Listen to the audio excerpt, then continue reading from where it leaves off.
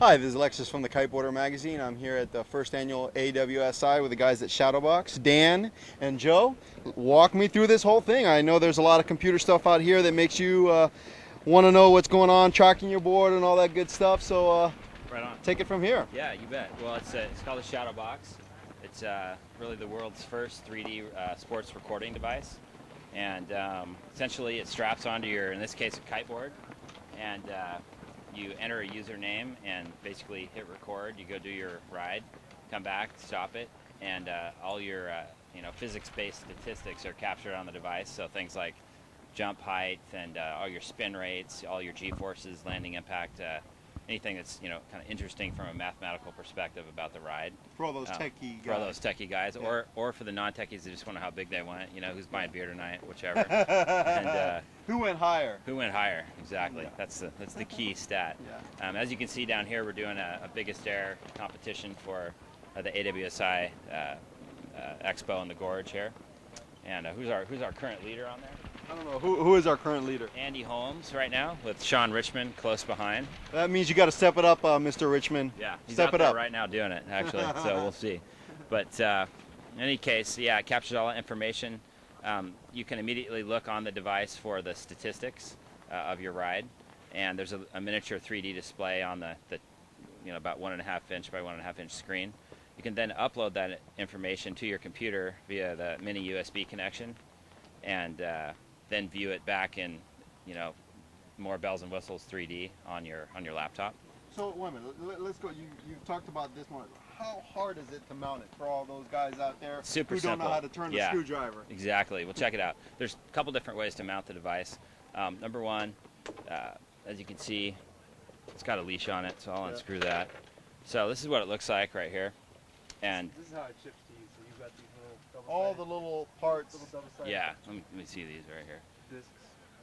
So these stick in the bottom of what we call the mounting boot, and so you get 4 of those in there. That good 3M tape on the back there, folks. Yeah, super sticky stuff, waterproof.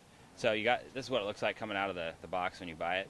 You just peel these off and stick it in the center middle of the board, and you want the device, if you're standing on the board, you want it to be readable in front of you, so that way that's how it's oriented. So in this case, if this guy's heels are right here, then the screen's reading this direction, center middle.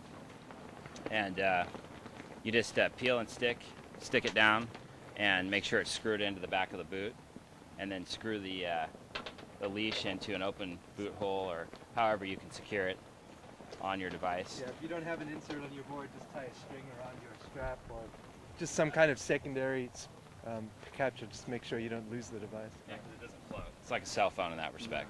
So what's up with this piece of hardware right here? This hardware is a little different. This one's screwed in. Do we have an unscrewed one anywhere? Box? Unscrewed shadow box? Yeah. I think so. Yeah, here we go. Here we go. So the other option for mounting, this is the plate mounting system, and as you can see, there's 4 screw holes on the back of the box and 2 tracks. So you just screw directly to the plate. It comes with screws to do that. So as that's hard mounted to the plate, then any kind of screw that you have, you can screw the plate directly to the board. And on the underside of that, what we call these dual lock discs, and there's a sticky side, and you push that down on the board to keep it from flopping around either direction. No chatter. No chatter. Yeah. But it's really easy to mount. And then worst case scenario, double-sided marine tape on the back of the device. Be sure to use the leash that comes on there as well. And we've only put 1 on the bottom of the Columbia so far when we were testing. So now that you got it on here, you've gone out and rode, you want to collect the data. Now let's walk through and explain a little bit more about what's going on over here. I'm going to let Joe talk about Right. that. Okay, let's walk through this, Joe. The brains behind The master of disaster here. Yeah, so this is the 3D playback program, Shadowbox Replay or whatever you'd like to call it. And what it does is it gives you a 3D path reconstruction of your entire ride. So in addition to your GPS track, which you can export to Google Earth, we'll show you that a little bit later, you can see it calls out all of your jumps on the timeline here. And so we can click on any jump that we'd like to go look at. Let's go look at the sequence of 3 jumps. And you can control the camera angle, look from any angle. You can look from below the water if you like, or you can zoom right into the board, zoom out. So you have full control over the camera view angle. and you can just look at your ride in a totally different way. So let's look at this jump. There's all sorts of interesting stats. So he's pulling 5 Gs of upwards acceleration of Right. pop as he's going into this trick.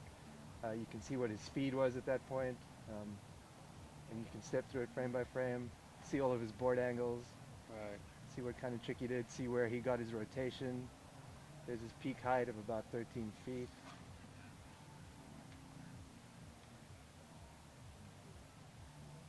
And so that's just one way of looking at the ride, looking at all the statistics of the ride, all of the spin rates, all of the accelerations, and your full 3D pathway. And then with that button, you can export it to Google Earth, and then it looks something like on that poster. Maybe you can zoom in there. Have we got Google Earth? Yeah, Google Earth. Yeah, let's bring in Google Earth. Out here on the beach, that's the guy that got rescued. Let's open. Let's open that same ride we were looking at. Yeah, yeah. So that was Sean Richmond's first ride. This one. Sure. Mr. Richmond, you're now being tracked. And the internet's a little spotty out here on the beach, so it's Yeah, running. no running a worries, little no worries. slow. Big Brother's always watching. Exactly. There it is. And so now we can get some. Looks like my spaghetti dinner last night. It also actually draws all of the board angles. So let's zoom in on some of his tricks here. I see that big jump he was claiming last night. Yeah. So there's a pretty. There's the one. There's the one he probably had the leaderboard with. Yeah, yeah. For a while there. So. Very cool Somebody's technology. rocking 'cause it feels like the wind's dying a little bit out there. Yeah, it is. Well, it looks like there's kites out on the water. So, whoops. But so where can you get this at? There's only And the big question is, what does this thing run? the only place to get it is shadowboxlive.com right now.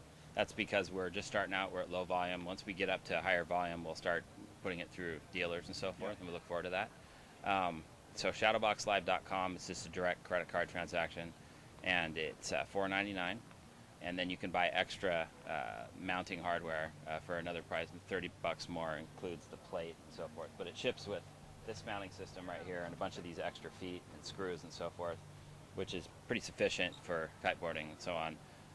But if you want to get the plate system with it, it's an extra $30, so $5.29, two prices. Now, a lot of the kiters out there not only kite, but they also mountain bike, they Right. also S2P, they also snowboard. Can I use this same system for those other sports? That's absolutely the vision of this product. Right now we have it working for wakeboarding, kiteboarding, and windsurfing. Yep. And the future is just going to be a rollout of more and more software updates. Yeah. Next on the list are motocross, paragliding, skydiving. So is there hang different gliding. modes on There'll this? be different modes in the firmware. So Okay. you won't have to reload the firmware. Just when you start it up, the first screen will say, what activity are you doing today? And you'll Okay. select, Now, what I'm going modes kiting. are on there right now for all those guys? Right now, as Dan mentioned, there's windsurfing, kiting, and wakeboarding. Okay, Those are okay. the three we've supported so And far. it works for stand-up paddle surfing because I did it yesterday. Nice. It tracked me all over. I got up to 5 miles an hour. But yeah, That's we, pretty quick. we started testing it for downhill. I've taken a downhill mountain biking. Yeah. We put it on a paraglider. So we started testing some more And sports.